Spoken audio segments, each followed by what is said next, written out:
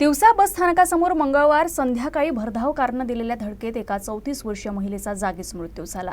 शीतल हिरकणे असं मृत महिलेचं नाव असून ती मुख्यमंत्री युवा कार्य प्रशिक्षणार्थी म्हणून तिवसा तहसील कार्यालयात कार्यरत होती।